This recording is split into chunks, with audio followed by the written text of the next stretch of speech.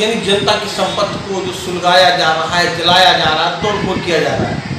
ये अग्निवीर जो प्रधानमंत्री का, देश के रक्षा मंत्री का ड्रीम प्रोजेक्ट है कि देश के अंतर्गत हर एक नौजवान को एक ऐसी ट्रेनिंग दी जाए जो अग्निवीर बनकर के भावी भविष्य में देश की रक्षा के लिए सक्षम हो जाए।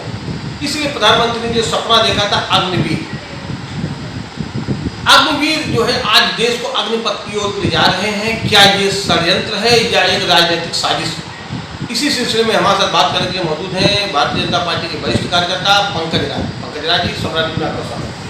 पहले तो आपका SNI पत्रकार भाई बंधु, आपका ये बहुत बहुत स्वागत है कि आपने इस विषय पे चर्चा किया है कि ये साजिश है या एक सोची समझी षड्यंत्र है कि यह सरकार की सफलता है।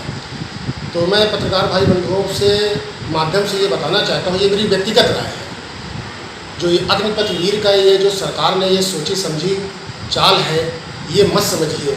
ये एक तरीके से पूरा पब्लिक को भरमाया जा रहा है, विपक्षी भरमा रहे हैं कि ये चाल है, बच्चे इससे जो है परेशान हो जाएंगे, इससे ये होगा, वैकेंसी नहीं आएगी। ऐसा नहीं है। जैसा कि सरकार की योजनाओं में आपने देखा होगा कि उन्होंने पहले महीने से शुरुआत करी है और साल में अंतिम उनके 3 साल या 4 साल जो उनके हैं उनका पैसा देने की बात करी है मंथली, और बाद में उनको कुछ फंड अमाउंट भी दे रहे हैं।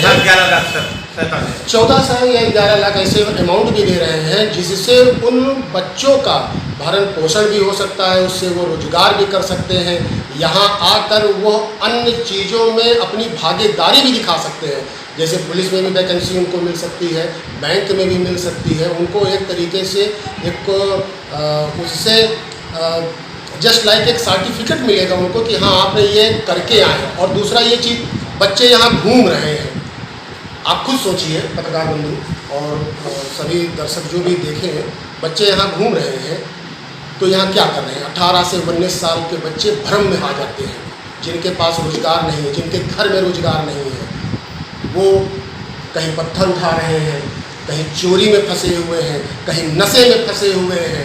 ऐसे क्या होगा? ये सरकार की इतनी अच्छी योजना है। जब आप इजराइल को देख लीजिए, आप कई अन्य और देशों को देख लीजिए, मगर हम उनको न देख के अपने हिंदुस्तान को देखें। इतनी अच्छी व्यवस्था है कि यहाँ पे जब बच्चे जाएंगे तो अनुशासित रहेंगे, उनको योग्यता अंदर आएगी, उनके अंदर कॉन्फिडेंस आएगा।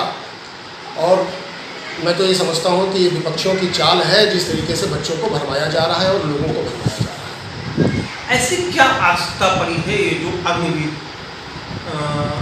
स्कीम लाने की?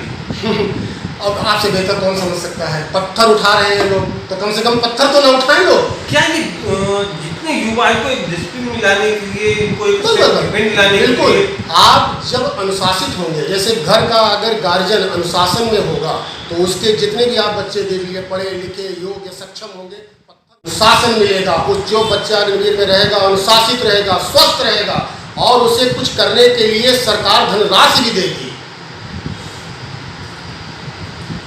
सर, पंकज जी ने बताया कि अग्निवीर अनोखा नाम है, नाम के साथ साथ इसका काम भी है।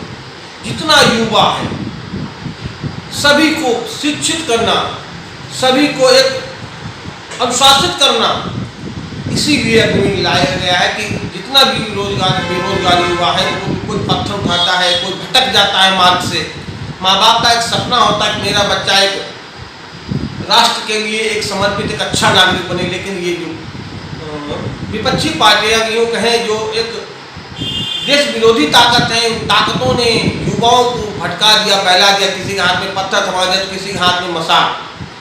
इन सबसे युवाओं को बचाने के लिए ही एक बनाया गया अग्निवीर। इनसे बचकर युवा जो भी अग्निवीर में जाएगा, वो ये देखा जाए तो एक आर्मी की फुल ट्रेनिंग के साथ जब समाज में आएगा तो एक अनुशासन और राष्ट्रभक्ति की भावना उसके अंदर कूद कूद के भरी होगी। जब एक देश का युवा, जिसके हाथ कंधों पर ही देश का भविष्य अनुशासित होगा, देशभक्ति से ओतप्रोत होगा, तो जाहिर है कि पत्थरबाजी और लूट घसोट और ये आग देने की घटनाएं कहीं